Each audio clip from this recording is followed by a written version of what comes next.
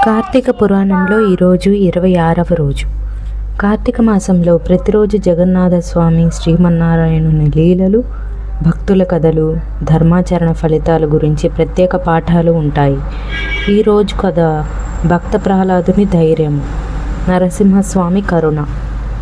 పూర్వంలో హిరణ్యకశిపుడు అనే అసురరాజు భూమండలాన్ని కంపించే శక్తి కలవాడు.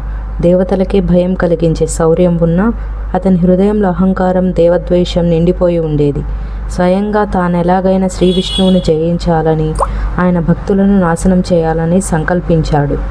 అయితే అతని కుమారుడు ప్రహ్లాదుడు మాత్రం చిన్న వయసులోనే పరమభక్తుడు.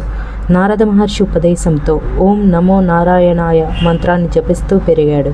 దేవుడి మీద ప్రేమ, నమ్మకం ఎంత పెద్దదో చూపించటానికి ప్రహ్లాదుడు ప్రతి పరీక్షను నిలబెట్టుకున్నాడు. ప్రహ్లాదుని భక్తి హిరణ్యకశిపుడికి అసహ్యంగా అనిపించేది. అందుకే అతడు తన కుమారుడిని ఎన్నో రకాలుగా హింసించాడు. విషమిచ్చి చంపాలనుకున్నాడు, కొండచిరేలపై నుంచి నెట్టించాడు, అగ్నిజ్వాలల్లో పడవేశాడు, పాము గుహలో పెట్టించాడు. కానీ ప్రతిసారి నారాయణుడు తన భక్తుని రక్షించాడు. ప్రహ్లాదుడు మాత్రం ఎప్పుడూ చెప్పేది ఒకటే, నారాయణుడు ఎక్కడైనా ఉన్నాడు, నన్ను కాపాడతాడు. హిరణ్యకశిపుడు ఒకరోజు కోపంతో ప్రహ్లాదుని అడిగాడు, నీ విష్ణువు ఎక్కడున్నాడు? ప్రహ్లాదుడు చిరునవ్వుతో, అన్ని చోట్ల ఉన్నాడు, ఈ స్తంభంలో కూడా ఉన్నాడు. అప్పుడే స్తంభం చీలిపోయి అతి భీకర రూపంలో నరసింహస్వామి ప్రత్యక్షమయ్యారు.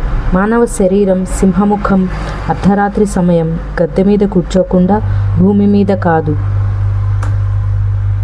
బ్రహ్మదేవుడి వరాలను లంఘించకుండా దృష్టుడిని సంహరించడానికి ఇది ఒక అద్భుతమైన రూపం. హిరణ్యకశిపుడిని నరసింహుడు తన మోకాళ్ళపై ఉంచి సంహరించాడు. భక్త ప్రహ్లాదుని చేతుల్లోకి తీసుకొని స్వయంగా ఆశీర్వాదాలు అందించాడు. భక్తి, నిజమైన విశ్వాసం ఉంటే దేవుడు ఎప్పుడూ రక్షిస్తాడు. ధర్మం గెలుస్తుంది, అధర్మం తప్పకుండా నశిస్తుంది. అహంకారం ఎంత పెరిగినా దేవుని శక్తిని జయించలేడు. భక్తుని పిలుపుకు భగవంతుడు వెంటనే స్పందిస్తాడు. కార్తీక మాసం శ్రీహరి ప్రీతి నెల. ఈరోజు కథ ద్వారా భక్తులు తెలుసుకోవాల్సింది ఏంటంటే, నారాయణుని నామస్మరణ శక్తి, తులసీదేవి దీపదానం మహిమ, ధర్మం కోసం నిలబడే ధైర్యం. ఈరోజు దీపం వెలిగించి నరసింహస్వామిని ధ్యానిస్తే అన్ని భయాలు తొలగుతాయని పురాణాలు చెప్తాయి. ఓం నమో నారాయణాయ.